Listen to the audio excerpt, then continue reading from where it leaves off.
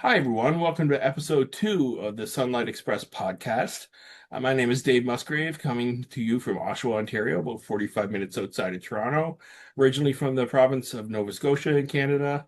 And I'm joined by my co host, who's also a guest tonight, Frnklin. And Frnklin, if you and your lovely guest could introduce yourselves, that would be great. Sure. I'm Franklin Oliver. I'm really excited to be one half of the dynamic duo that's making the Sunlight Express happen.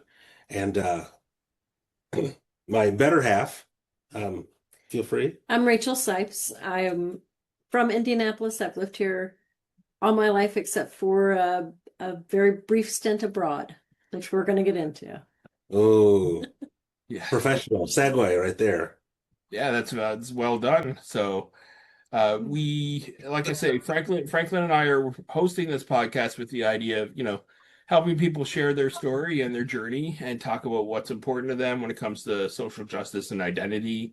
And it's a really great story how we connected and your story of this year as well. So, I guess what I can explain is that there's a friend of mine named Charles in Chicago, Illinois, who has a wrestling playlist newsletter because wrestling is something that I've spent a lot of my life following, and probably too much of it, but it's a lot of fun. And in December of every year, Charles gives a number of people a day of the month to put out their own playlist, and I did that early December and then received a message on the Substack from a man named Frnklin Oliver. So, Franklin, why don't you talk about how you approach that? I don't quite remember, in part because we had so much going on at the time, but I definitely thought, oh gosh, this guy seems like he's got a similar approach to mine in terms of some of the matches you were interested in. But then I saw your bio and I made a point of showing it to Rachel. And I don't remember exactly what you said, but basically it was if you change the two or three words here, this bio could be about you and not about this Dave person. Yeah, so the wording was Yeah. Dave is Yeah. a fan of comics, wrestling, and social justice. And I remember you messaged me and you're like, that sounds a lot like me. And you said Yeah. that you said that the next important part that you and your wife were moving to Canada in the new year. Uh, Yeah. so let's I guess get into that. So both of you grown up, born and raised in Indianapolis, Indiana. Obviously big racing fans. And Obviously. obviously it's like essential. So just like I love the CN Tower. So, I guess we can talk about the fact that earlier this year, you two did move to Canada, to Toronto area, and I'd just like to ask what prompted that and how that decision making came about for you. Oh gosh. Um, the decision felt a long time coming and also entirely all at once. Um, in early fall, Rachel and I started talking about the US presidential election and our fears that Donald Trump might somehow get elected again. And Rachel wanted me to start thinking about what our response would be if he actually won. And because I'm a delusional optimist, and because I really believed, hey, we've seen this movie. We're not going to go back. I kind of said, no, we don't even need to bother. The polls are in her favor. Um, People that haven't committed are going to remember how horrible COVID was, how much he lied, how that he got impeached twice, that he tried to stay in office through a literal insurrection. People aren't going to vote for that stuff again. But as has often happened, Rachel was proven to be right, and I was proven to be horribly, horribly wrong. Um, a day or two after the election, I said some version of, I really don't think I can stay. And It was the day after for was sure. it? It Okay. was on the way to work the day after. Oh, I think part of the immediacy was that in the past few presidential elections, there's been enough, it's been close enough that we weren't sure immediately who'd won. And it seemed pretty clear the night of this election that, yeah, Trump won and he won in pretty significant fashion. Um, I think sort of my big bubble of hope for America got pierced that night, and and a chunk of my heart along with it. So I asked if we could start talking about moving to Canada. Um, and Rachel said, yeah, we can. That was a pretty loving thing for you to be able to say, Rachel. So, I think it's Franklin is my person. We've been married for a long time, and I want to be married for a much longer time. And so I couldn't imagine uh, waking up in a place where he's not continually, for that to be our reality. And so, yeah, I was like, of course, I'm going to go. And not just I'm going to go where you are because I want us to be together, but also I saw the toll that the last Trump administration took on him and the change, um, the overall change in him since that time. And I was not sure he could truly sustain another Trump presidency, physically. That's just the stress of it. And so, of course, I knew, like, if that's what we need to do, like, my older brother has a phrase, like, if that's what we need to do to keep you on the ride, that's what we're going to do. And so, yeah. and I think anyone who listened to her first episode and is here now, I mean, obviously, one obvious fact is, your lived experience, Franklin, as a black male, that's going to be impacted by having someone like Trump as president. But I think it goes a lot deeper than that with your own beliefs and your commitment to uh, inclusion and equity and just overall justice and love for the world. That's definitely true. And another element of it, to be perfectly honest, is that for the last 20 years, I've been a social studies teacher and I've taught United States history every single semester, multiple classes every single semester. Um, I've taught government classes. I have really helped students understand that our system is supposed to work in a certain way, and in lots of important respects, uh, Trump has attempted to overthrow that constitutional order, and that was while he was running for president again. Um, it it struck me pretty immediately that lots of the things that I've often talked about being virtues of America and the American system um, seem to have fallen apart during the first Trump administration, and now folks were signing up for more. And to put a finer point on it, it felt pretty clear that this was a choice between someone who was a convicted felon and a horrible president who overseen some uh, really draconian laws and policies. And oh, by the way, encourage people to inject bleach as a solution for COVID, while more Americans were dying than in any other Western industrial country, not just total numbers, but by capita as well. Mm-hmm. And we had a really good option in Vice President Kamala Harris. Not that she was a perfect politician or a perfect candidate or a perfect person, but obviously far better than going back to that same old, same old. And so the notion that we're choosing this guy instead of this really capable, qualified black woman really told me something that I hadn't wanted to believe. I don't assume that progress is linear, um, but this was the inversion of progress. And it really was disheartening. As you can tell, it's still disheartening. Mm-hmm. I mean, I love Kamala Harris, and I thought just watching her during her campaign was, she was so poised, and it was great to watch. And again, not flawless, uh, but considering I mean, I'm a much better candidate than Donald Trump, and I wouldn't be a good president at all. I can't even run, and I'm still a better candidate. So, Kamala Harris was just she would have been really great.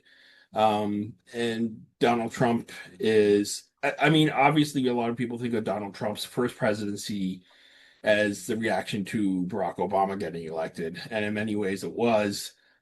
And then we bounced back with Joe Biden getting elected, also not a perfect president. But then it feels like with the second Trump election, it's just so far in the wrong direction that it's hard to know how to come back, right? Well, and part of what was hard for me about the second Trump election is that when he got elected in 2016, it was kind of a fluke. So Hmm. part of it is that there were lots of folks who legitimately didn't assume he was going to win and voted for him as a thumb in the nose to the system. Hmm. They're just voting for him because he's someone new, he's interesting, whatever, whatever, whatever.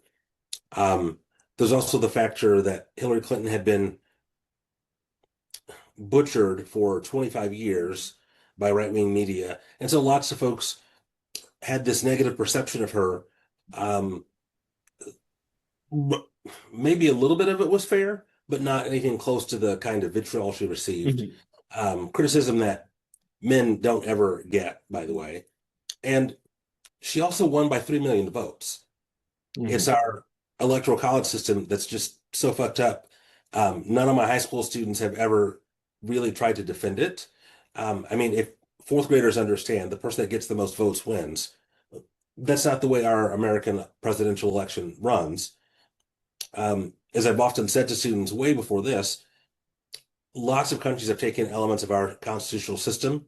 No one else has added this element of the system because it's nonsensical. Hmm. Uh, so, in a sense, I could kind of say, all right, well, this is a ridiculous choice, but it's also accidental because of all these things. 2024, there's no accident. Everybody knew it was really clear, and America still made a horrible, horrible choice. And I can't understand it as anything other than, um, well, I think the term is misogynoir, that combination of racism and sexism that impacts women of color in ways that no one else has ever impacted. Hmm. And so all that was enough to convince us to start taking a look to see if Canada might be um, a better place for us to be. So, what are some of the next things that happened? And I will just tell you my phone unplugged. So, rather than editing this part out, I'll just be transparent about the fact that I need to duck out for a second. There we go. It's realism. I love it. Well, I will start this answer because I Yeah. think our timeline, um, I knew from that morning in the car on the way to work that this was a serious thing that was going to happen. Um, I didn't think that there was much of a chance that it wouldn't. And so I immediately started thinking, okay, well, when are we going to go? And we had that conversation pretty quickly after. Okay. And Frnklin said he wanted us to be moved before the inauguration. So, what that means is we're mid-November and we own a condominium that's full of a lifetime of stuff for both of us that we've lived in Indianapolis forever. So we've just collected and moved things house to house. It's not like so what I knew was going to need to happen was we had to do major downsizing, um, figure out where things should be rehomed to, how could we get any return value out of those things, and get our condo ready to sell because we're people who very much personalize our homes, and we had done that in our condo. So, um, yeah, just making something that's really marketable out of Mhm. your home is a tricky thing. And to do it in such a quick turnaround, I knew, and with the holidays, we had Thanksgiving and Christmas and New Year in there to deal with. So I was focused more on what do I need to do physically and mentally to get these things done for us to be able to move. And I was trying to focus on more of the details of, okay, how can we do this and get there and be okay? Mhm. Um, I was really fortunate that my head of school, Alicia LaMagdalene, understood um, my urge and my urge to leave and my fear of staying, um, and gave me some time off so that Rachel and I were able to actually go and take a, I don't know, 4 or 5 day trip. Hmm. Um, because I hadn't been to Canada in probably 20 years. Rachel had never been. Yeah. So we weren't even sure where we were going to move. And I mean that in a very real way. I, So I we, I know when you messaged me, you said you were moving to Canada, and my first response was like, "Where?" And now I know why I didn't find out. yeah, Yeah, because we didn't yeah, know. You probably found out when we found out, Dave. That's the great thing. Uh, yeah, we just everything had to happen so fast yeah. for us to get moved on time. Um, and I'm grateful that things fell into place so that we could do that within this timeline that was really important to Franklin. So yeah, we had so many people help us make things possible for us. 100%. It was a, obviously Rachel's the one that did the most, but we also had a ton of other folks who pitched in, and it was really remarkable. Um, so the reason that January 20th, the inauguration day, was a big deal for me is that one of Trump's first moves when he took office the first time was the Muslim ban. Mm. And lots of people from different places around the world, I'm sorry, shithole countries in his parlance, weren't allowed to come to the US. I was really fearful that he would institute a Muslim ban or maybe something even more significant, Mhm. and that other countries might respond by closing their borders. And that really had me nervous. Mhm. Um, I should say out loud that part of my anxiety is because I wasn't just a US history teacher. I also taught a course for years and years called Genocide and the Holocaust. And in preparation for that class, um, I spent an amazing amount of time studying authoritarianism. In fact, the previous time I'd been to Canada was in 2005, when in October of that That's year, right. there was a conference at the University of Western Ontario in London, Ontario. And it was a conference of some of the best genocide scholars in the world, Mhm. focusing at that point in time on Darfur and Sudan. Mhm. Um, Seeing what authoritarianism has looked like in the past, and seeing not just Trump's first term, but the rhetoric he'd used in the second, sorry, I know his third campaign, and seeing Project 2025, I was really convinced that America was moving, even though we as a public didn't seem to recognize it, toward an authoritarian government. Mhm. And as we sit here in September, we're seeing that being borne out. Um, 15 minutes before we started this podcast, I saw that ABC has indefinitely suspended their late night host, Jimmy Kimmel, Mhm. basically because he made a joke um, that was focused on actually just showing a clip of President Trump. That was that was it.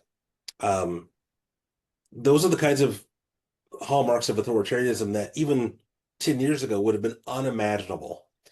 Absolutely unimaginable. Yeah, please. Yeah, I think that's part of it is that every day I think at some point or another, if President Obama had said, if the Obama administration had done, if they were bombing in international waters and bragging about it and just all the things that are happening, every fear that Franklin expressed to me when we were gearing up to move to Canada has borne itself out. Mhm. No, well, I shouldn't say every, but I mean, it's happening just as he feared it would. And I'm not surprised. I'm sad. Um, I think the only thing that keeps people from realizing it's as bad as or worse than anyone thought could be is there's just too much to keep track of That's the Steve Bannon yes. flooding the zone in the zone. philosophy. Yeah. And it's working. Yeah. Mhm. It's working. And there are so many things to distract our attention. Yeah. Yeah. Every day if you are a person of conscience, it is overwhelming to try and keep up even to a slight degree, I think. Yeah. Mhm. Um, and that's the goal, right? Like, Yeah. because if we feel helpless, we feel hopeless. And hopeless people are easier to control in all the ways that they want. So, Mhm. Here, here. And I know one of the things too for yourself, Franklin, is I know you taught an anti-racism course within the school you were working at. So just obviously the anti-DEI policies are would be very much targeting towards you, right? So, That's exactly right. And one of the things that was complicated for us is that when we decided, okay, we can make this move happen, and we're going to go to Toronto because if nothing else, there'll be more job prospects there than anywhere else. I felt pretty confident that we could function at least for a while because I have a consulting business, Good Trouble Solutions, and the love the that shirt I'm name. wearing today is the John Lewis quote about making good trouble. And I really believe that's a great philosophy for life.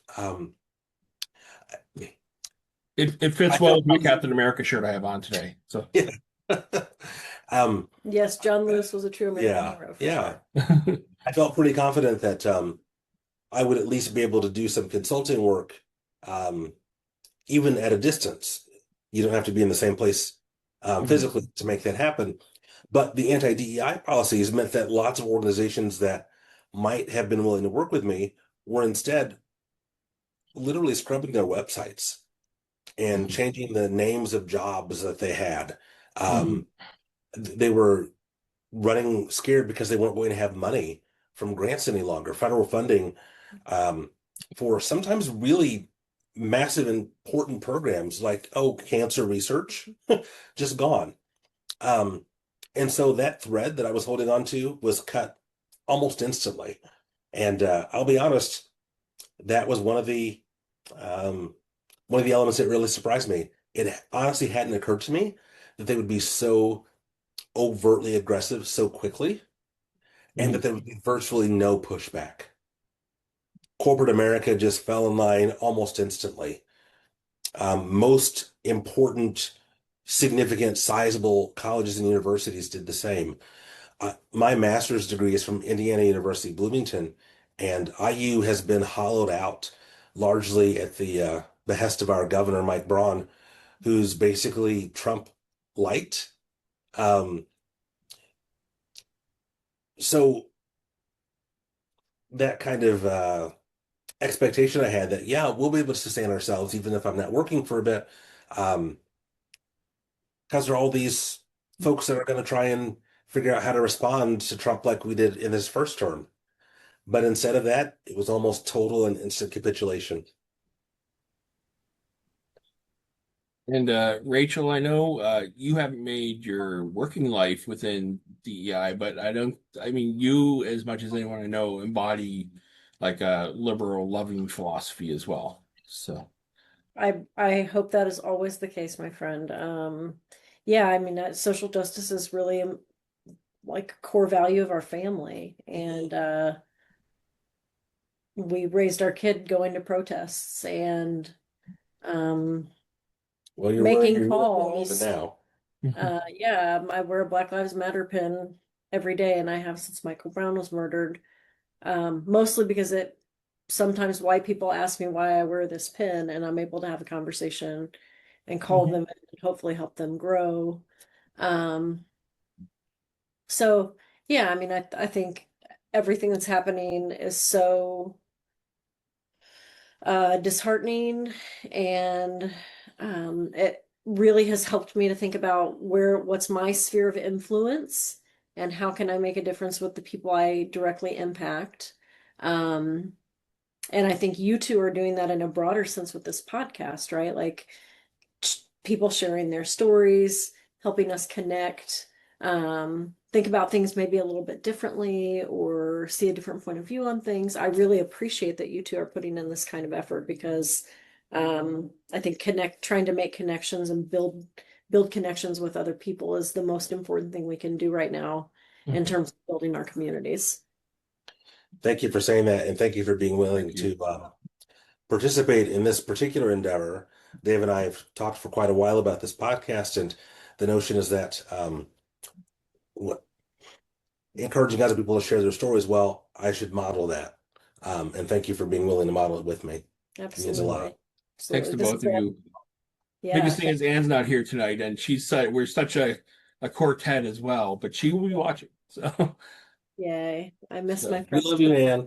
Ah, I'm not gonna cry. she got to go to Northern Ontario for a few days. So we get to January, and we interestingly enough took a trip to Cleveland for a few days in January, just before I turned 50.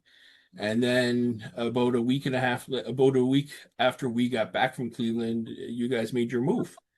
So let's talk about your experiences getting to Canada and once you were here. Uh, so we sold our house. We closed on our house on January 17th and had our car packed up Thanks, Charlie.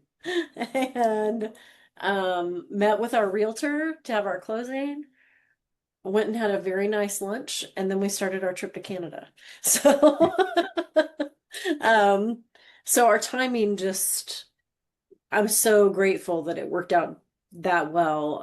We were really fortunate in that regard. Mhm. So yeah, we started making the trip up. We spent the night, we crossed the border and didn't have a super hard time. We just explained we were coming up to Canada and we knew we could visit for a certain amount of time. We had an Airbnb. We had to show where we were staying. That was the very hard time. Oh, okay. Yeah, that was the prying time. Oh, Yeah. sorry. Yeah. Yeah, we've had some border in anyway. Okay. Yeah, Yeah. So November wasn't a bad crossing. that's right. They were making fun of us because we didn't know there was a Taylor Swift concert That's what it was. in Toronto, 4 hours away from where we were crossing. They laughed at us just ridiculously. Mhm. I should do a better job of keeping up with her tour schedule, really. It's one of the ways I could really improve. As could we all. Yeah.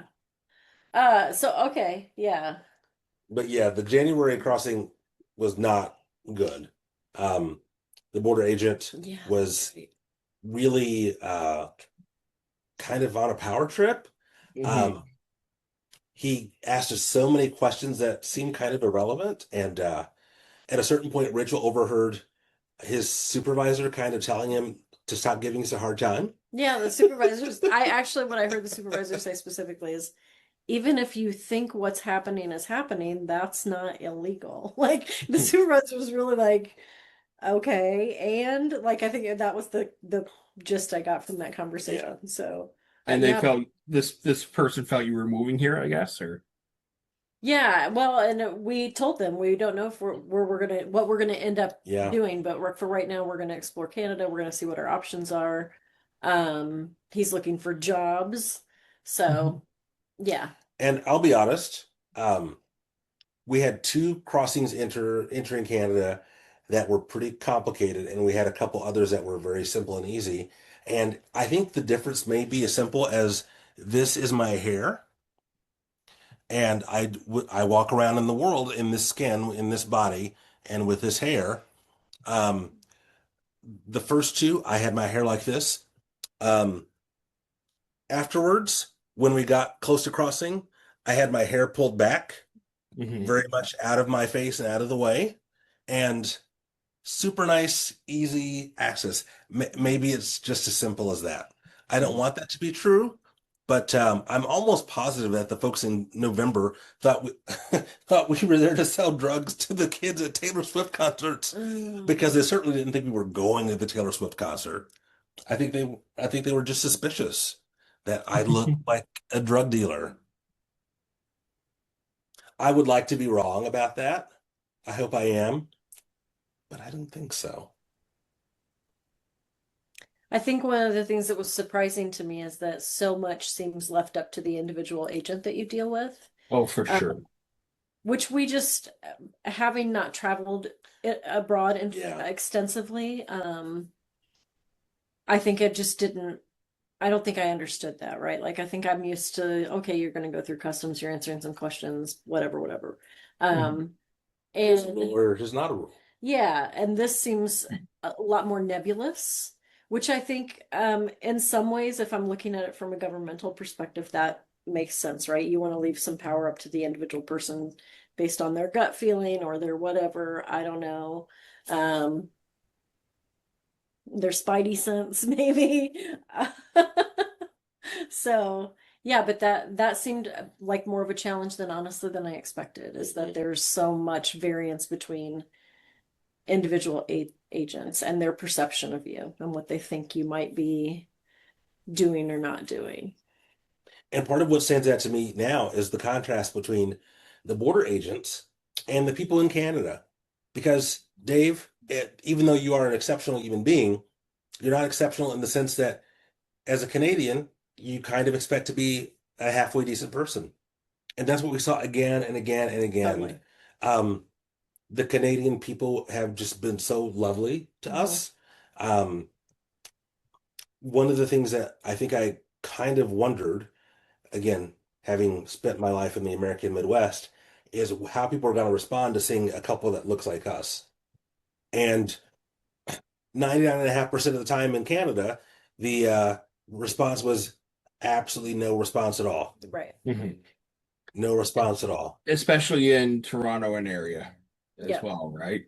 So, One thing I'm going to interject before I forget to say it is that I think one of the big differences I noticed about here, and I'll just speak for our area in the Midwest in the United States versus Canada, is in Toronto, where we all the places we were in Toronto, we lived in three different places while we were there. Um, they were not, I wouldn't call them diverse, I would call them integrated, right? I think there's a, in my mind, I've been thinking about that distinction because Indianapolis has a lot of communities that are diverse, but they are not necessarily integrated. You see pockets of this person, pockets of people that look like this person.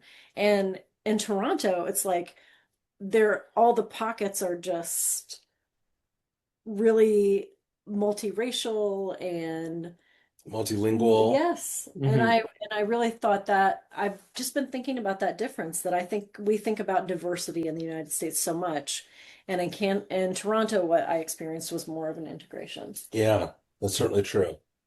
And And I'm going to highlight that even in um, Peterborough, so hello, Dan and Finest, which is probably a couple hours away from Toronto and a much smaller space, um, I at least felt really, um, hi, welcome. Yeah. it's Uh, wonderful. Yeah. do you want a second cup of coffee? We went to the canoe museum and Lord love a canoe. Oh my Um, gosh, it was amazing. yeah, That's great. and everybody there was great. Yeah. Everybody there was great. And that was our consistent experience, which again, um, that's not always the way it works here in the US. And I would think your experience in Peterborough is reflective of a lot of Canada. That's not a big city, right? So, and I think you're going to have positive interactions throughout Canada of that nature. Not with everybody. We have Sure. our we have our we have our assholes. So they just sound nicer because of the accent. But it's there is I think there's a lot of wonderful things here. And you guys just felt really at home here. And we met you. I happen to remember this. I have a ridiculous memory for dates on February 1st. I don't remember every date we got together, but that one I particularly remember. And it was just we had communicated and we got together at a restaurant in downtown Toronto. And it was a place that I used to go with my brother a lot because he's vegan and you said you were vegetarian. And I would go here anyways. And it's a fantastic spot. And it was like instant friendship with the four of us. Yeah. So, Yep, absolutely. I remember at one point, toward the end of the evening, which I feel like we did a Midwestern goodbye to you, which is just that we keep saying goodbye to you, but we say it like 8 times, and then at last 52 minutes are goodbye. yeah. More, And I feel more. like during our Midwestern goodbye at some point, I said to Anne, I was really nervous about meeting new people. We're in a new place. I'm grieving because we've left everyone that we love. All the things. I said, I'm having such big feelings, and I was really nervous. And I had such a good time, and I felt like, oh my gosh, these are really great people, and I'm grateful to be here. Like that. that felt like a little bit of magic. Like the universe was just like, okay, you're gonna be all right. And I think that early into our sojourn into Canada, that was probably one of the first times you felt that way. Yeah, I think so. Mhm. Yeah, yeah, for So And sure. for thank you us, it again. was like I don't think we've ever met a couple that we felt more alike with. So that's what was really magical for us as well. So, and of course, fascinated with your story. Like everyone I've told about you guys having come here is just so impressed with the guts it took to do something like that too, right? And then our third time that we were together, I went to a Black Health and Wellness Fair with Frnklin, and just that was such a wonderful event, and so many It people got to was. meet you there and thought you were wonderful, and I think that was mutual from you to so many people you met, and of course this was like very astounding because it was the first event of its nature in the region where I live, which is Durham region, and it was just uh, it's indescribable how far the infrastructure to have a Black Health and Wellness Fair has grown in this region for that to be able to be possible. So, Part of what really stood out to me there was that relatively few people that I interacted with and heard anything about their story are like myself, um, descendants of slaves. Um, in yes. the sort of, well, this is the only relationship I have to my past, um, because the vast majority of Black Canadians, it seems, are fairly new immigrants. So within the last 50 or 60 years, their families have immigrated from someplace where they had a very strong um, Black cultural affinity, and they've been able to bring lots of that with them to Canada. And so it was great to meet people who um, very quickly would identify, where are you from? Oh, Montserrat and Hmm. Haiti or St. Thomas and Puerto Rico or whatever it happened to be. And I just thought, oh my gosh, these folks have so much of um, a relationship to the past that I don't have, and relatively few Black Americans have. And so, although there were some really great people, I part of what I took was also just there's a very different kind of experience to being Black in Canada that I hadn't yet experienced. Hmm. So, thank you again for inviting me and helping me connect so wonderfully with It that was so much fun, community. right? Yeah. And many a lot of the people we would have met, they do descend out of like Caribbean slavery, Mhm. Caribbean enslavement, but it's also so there is that, but it's also a different experience than American enslavement. Not good or better. It's just there's a real uh I think it's just a somewhat different experience. Uh, if and I can't speak for anyone who has such heritage, but I think I think the there biggest element for me is simply that um, those folks typically are in largely Black environments and yes, rooted that in would be a largely Black difference. Yeah. spaces, whereas Black Americans construct spaces for ourselves and each other within the broader white space. And so That that's makes just kind of sense. a And, and fundamental and as difference. I say, I'm not saying either is better or worse.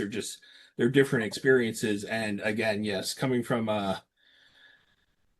it's yeah, not being the coming from being the black majority areas for sure would have a difference.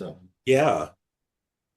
So it's actually really I don't do you remember the keynote speaker? He was Hmm. digital. He has a lot of data and strategic data and equity work with the police in the region. And he was actually the keynote speaker at the annual general meeting of my employer a couple of weeks ago. And he was fantastic.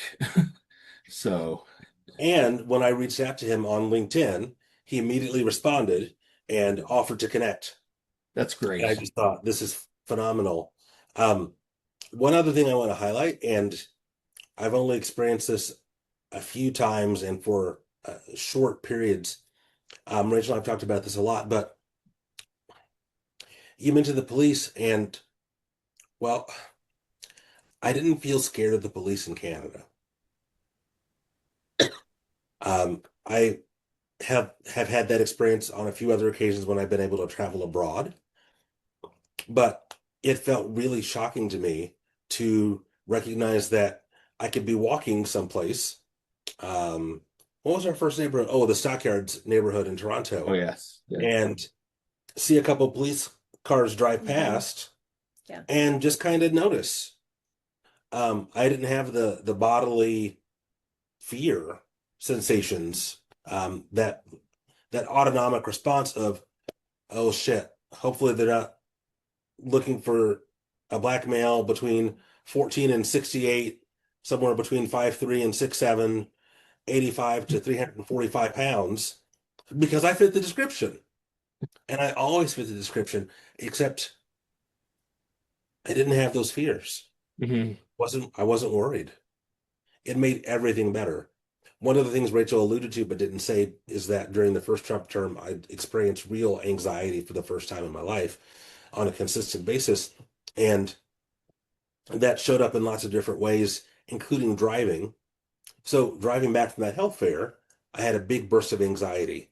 And it was all about me. It wasn't about, well, what happens if my car stops on the side of the road? I have a breakdown. There are going to be cops here. That wasn't that wasn't part of my consideration at all. And it's always part of my consideration in the US. Always. Yeah, since you have mentioned this, I will just say your anxiety was much better, much lower in Canada, and Franklin has never slept more soundly. And and at times more. And I think I don't know for sure, but I am guessing part of that is just a physical relief Hmm. from not being tense all the time. And that is there are a lot of things that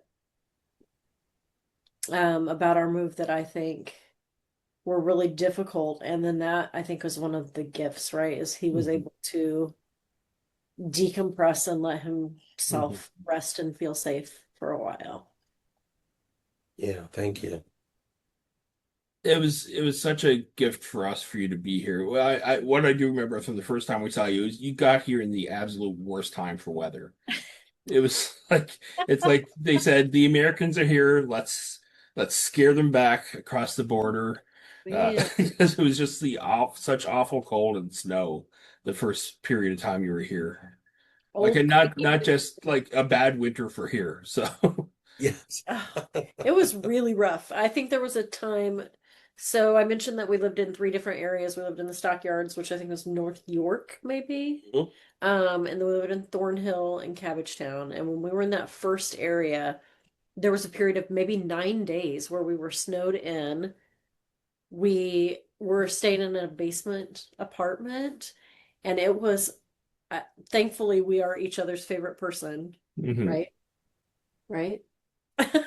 And yeah, I'm really, really grateful because we were just stuck in a basement together for 9 days. And I was like, oh my gosh, okay, thankfully we have enough Doritos to get us through. We're gonna be all right. We'll play some Uno or something. But yeah, Going outside was basically to go outside to shovel to see if we could get the yes. car out. We tried to dig out the car so many times. It was just I had not seen something like it. Canada really showed out. Like, Yeah. hey, I, we're gonna I remember you telling me as well that someone who was living in the neighborhood, when you told them your story, they were like, "Oh, you poor things," and like was just really was helpful to you after that happened, after they heard it as well. So yes. yeah. Grumpy old French Canadian man whose name I never got because I was scared to ask him. Hmm.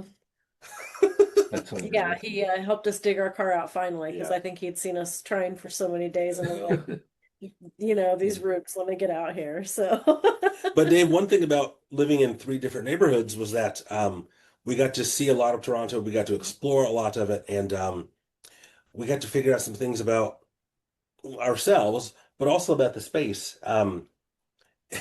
The picture that's our background here is of Cabbagetown, which is the last place we lived. Fantastic neighborhood. Yeah. Um, it's a really interesting neighborhood because it's got the most Victorian homes of any neighborhood in North America. yep.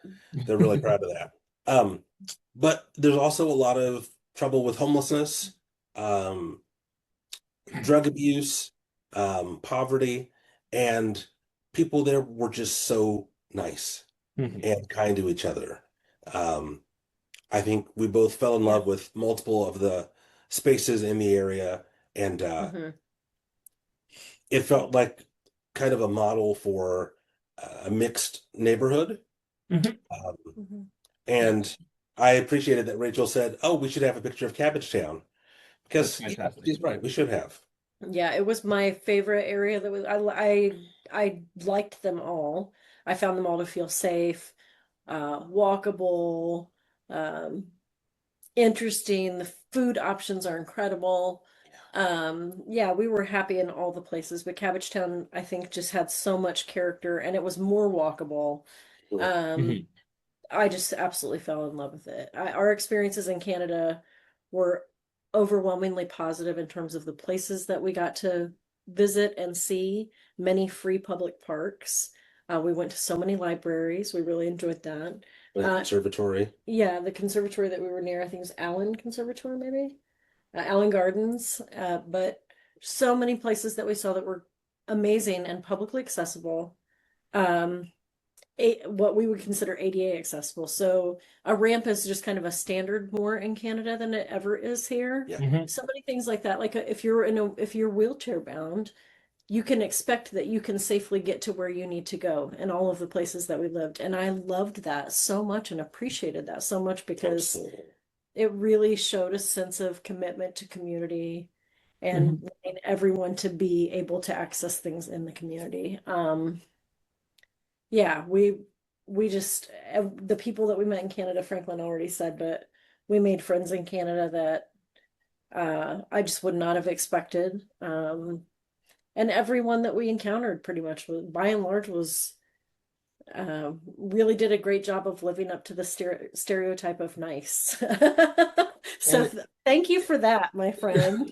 it was we miss you guys being here so much. And one of the things I did talk with you about as well is there's a woman who does a lot of anti-black racism work in Ontario, and she says one of the struggles of doing that work in Canada is it's like, well, we're in the Great White North. Everything's good here compared to the U.S., and there is still many issues of oppression and movement against diversity, equity, and inclusion. And she herself says she actually felt better at times in the U.S. because she felt more in community with more a part of the black community in the areas that she lived in. So there is that experience as well. And and one of the things, oh yeah, I remember one of the things she would say that was brilliant is like, we're the home of the Underground Railroad. And what I would always say is the most brave people who were part of the Underground Railroad were in the US. Like it was easy on this side to be on the receiving end.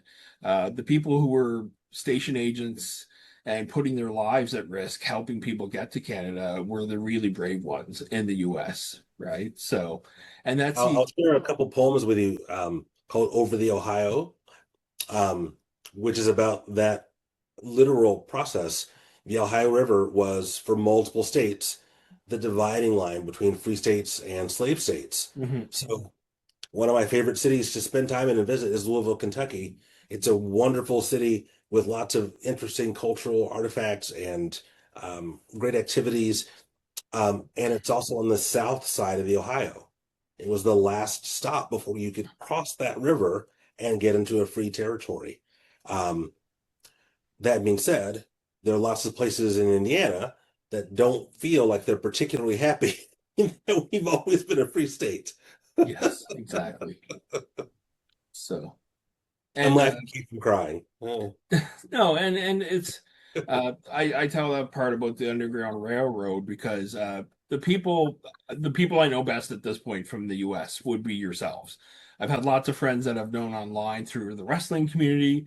I also have a friend who I supervised her placement, and you guys are some of the most liberal people I know and left-wing people I know. She is the most liberal and left-wing person I know, and she lives in Cleveland, and she is like she is a powerhouse, and it's just so it's not a monolith in the US either, right? Like the reins of power have unfortunately gone in a direction that is uh horrific, but that isn't reflective of the views and wishes of everyone within the country. So Mhm.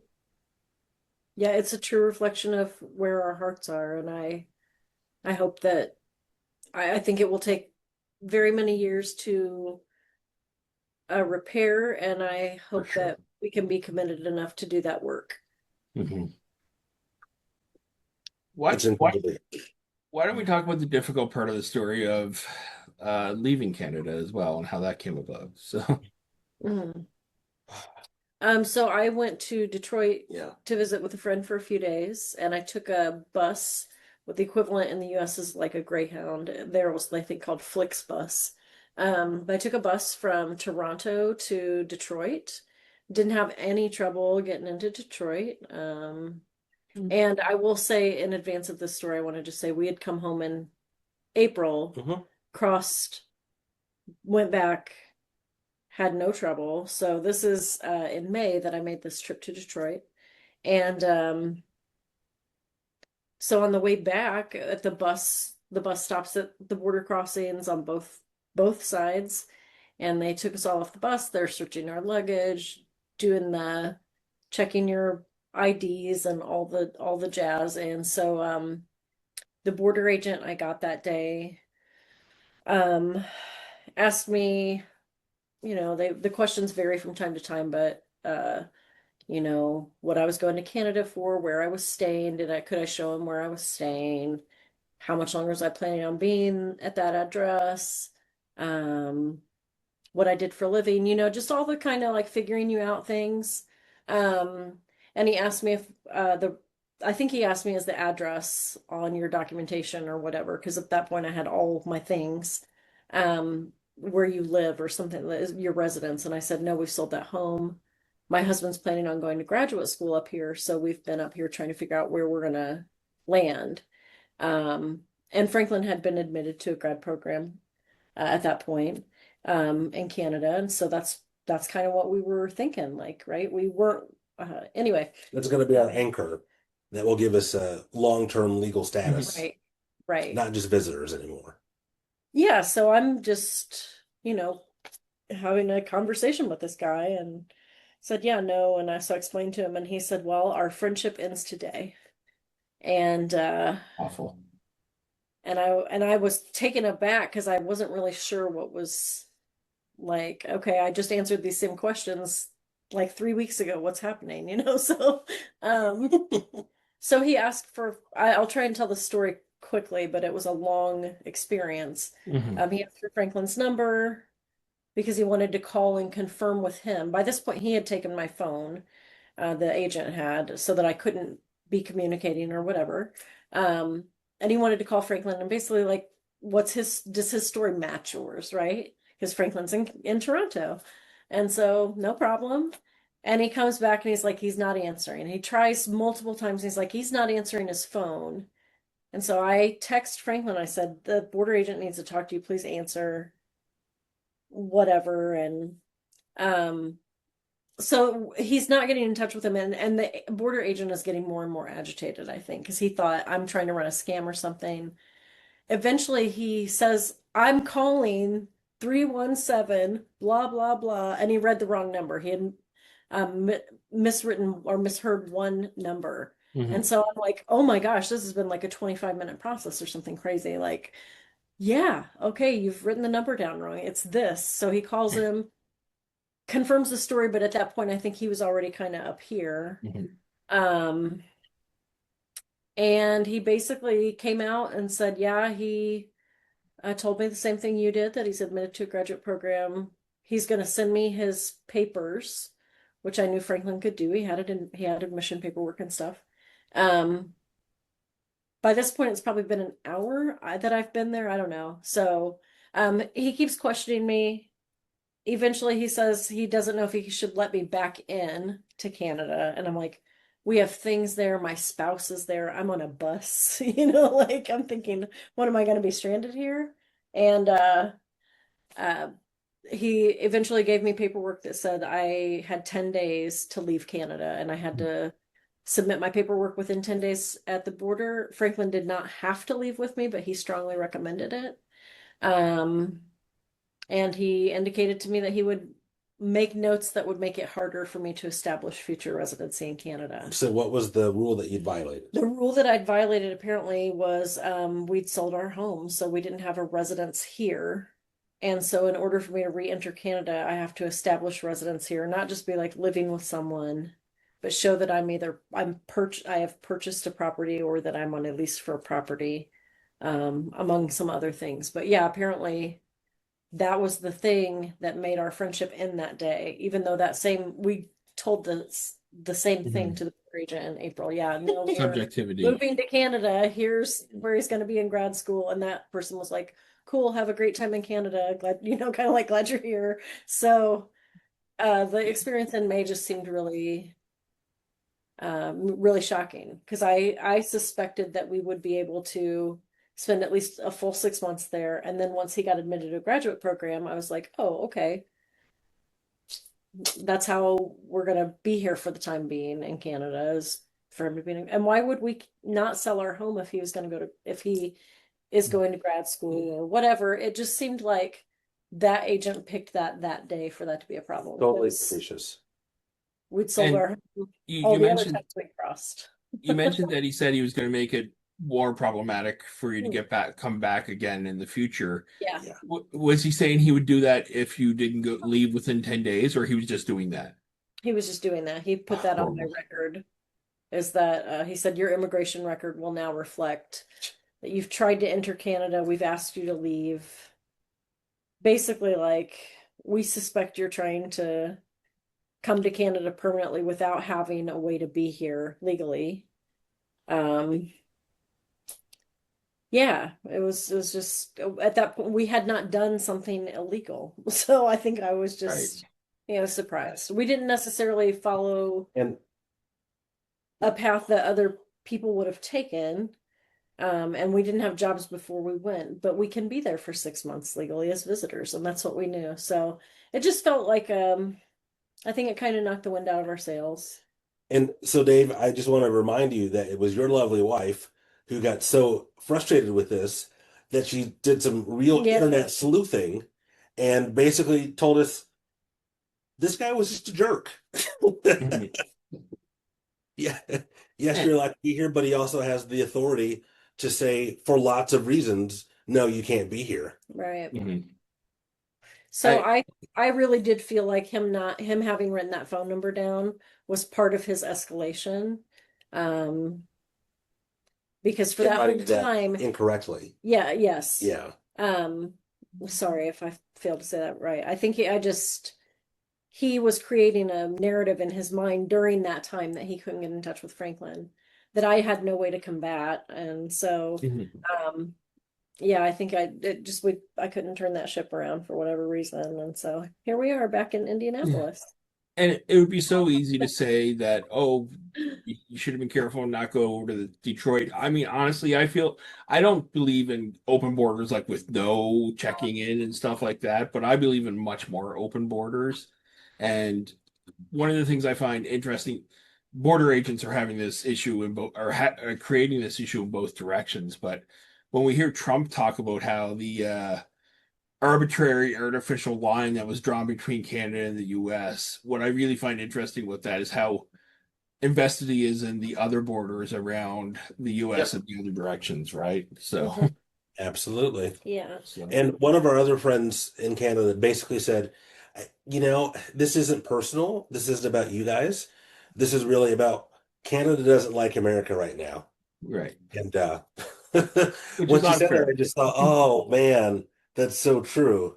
I don't like Trump right now, is what I will say, right? And his ilk. So Well, yeah, and we put him there. there's I no mean, reason for Canadians to feel happy about Trump or the U.S. And I have to say, as you mentioned earlier, Dave, when people talked with us about our story, they were really supportive and we're so glad you're here and you're brave and all those kinds of things. But there's also a whole lot of anti-American sentiment that's not directed at the American people, but it's directed at our government. So I can absolutely imagine an agent of your government finding a way to, express that displeasure We just happen to be the unfortunate saps Yeah. who got the short end of that stick. Yeah, and before Trump rising to power, there was a saying I'd heard: "There's a lot more to love about Americans than there is about America." When you come to foreign policy and whatnot. So there's lot of issues there that do not go into the interpersonal relations. Yeah, and Like, like you said, that was before Trump. mhm, I'm sure it's much more pronounced now. it sure is, right? Yeah, yeah.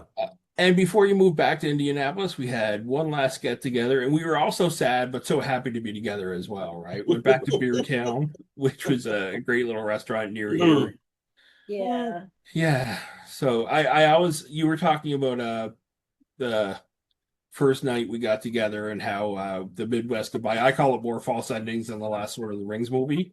But there's a I also I also joked with Anne that like every time the four of us got together, it was like early in a dating relationship where you just never wanted the night to end. Like we go to a dessert shop after dinner and stuff like that, and we'd be together 5 and 6 hours every time and just talk the entire time. So Hmm. Yeah, it was. I'm so grateful for that part of that Yeah. experience, meeting you two, um, because it felt like such a really natural connection and such a helpful time in our lives when we really needed people um, to love and to love us in our more immediate space. It just Yeah. felt like such a gift. And your friendship continues to be a gift, but at that particular moment, it was and, just and perfect for like us. likewise, it was the same for us. I was actually saying before we started recording that our friends that Ann is visiting up north were our best friends had moved away 2 years ago, and we Yeah. had great friends to be together with on a very regular basis, and now we're able to continue in a different way. And I'm really glad we're getting to put that into this kind of podcast together, as well as this isn't the only time we talk or communicate. This is a project to work on together. So, Exactly. so One other thing I should say about my reflections on our Canadian experience, in a very real way, um, I think we got to see a society that does things differently and in lots of respects better than the mhm. US. So we have laughed about this numerous times. Um, we're pretty good about recycling, and we also produce so much more trash than the average Canadian. God. Um, the fact that trash pickup is every 2 weeks, but Mhm. recycling is every week, no chance that would happen here in Indiana. We Really. don't even have recycling for the most part here. No, It's not a thing. no. Um, And that's we about need to 20 pay years attention. about 20 years that's been the case here, and that's 20 a lot years. of difference in 20 years, right? So The way people drive is profoundly different and better in Incredibly. Canada. Yeah. Yeah, it's a huge difference. People there respect pedestrians. People there make a way for someone to turn across traffic. Um, there's a real I could expectation be that, better about this, but we don't want to generalize with all Canadians. well, Well, we were Canada in is, a big city though, and yeah, that was our It is, consistent yeah. experience. exactly. It's a much more communitarian Yes. kind of country. And again, we only had that one experience, but it was again in the most populated city, um, the most diverse, multicultural city, and again and again and again, people chose to be kind or Hmm. thoughtful or considerate, and And might I it's say, the two our of you don't fault. make that hard either. So, That's very kind, Dave, but Oh, yeah. I wish it were about us. Yeah. This was just us as witnesses. Yeah. yeah. Yeah. And So Every and it's I so time. know grateful.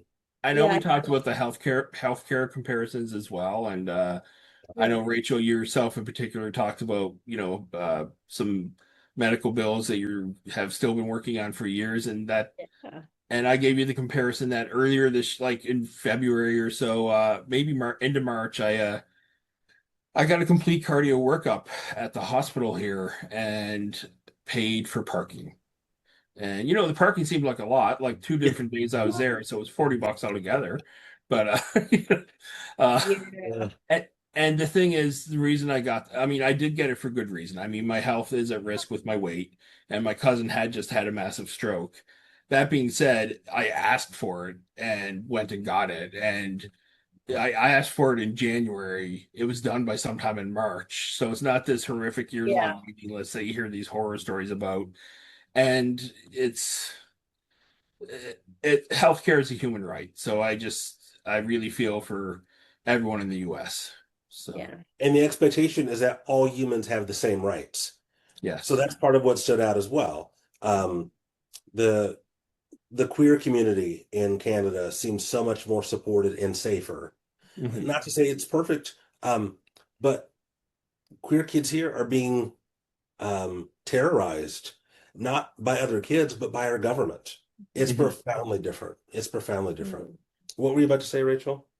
Oh, I don't know. About Healthcare, maybe?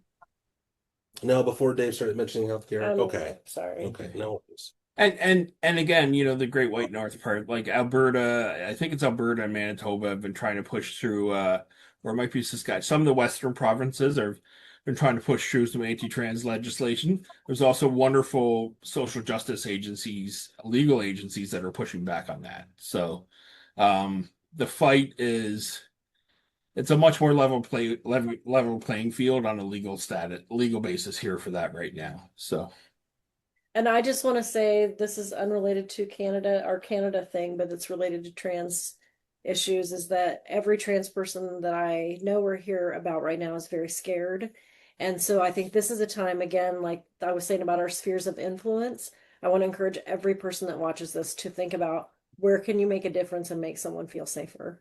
Because what we can do on a micro level, I really do believe will ripple out in some ways. And it may make someone else feel better about standing up for someone or helping mhm. someone. So I just really want to make that plea, Thank you. that this is a scary time and we can make such a difference by just doing the right thing and being an example and shining that light for other people. Okay, that's all. That's my plug. Thanks, Frank. I think it's a matter of caring about a social justice issue before it affects you. Yeah, That doesn't affect your personal, right? yeah.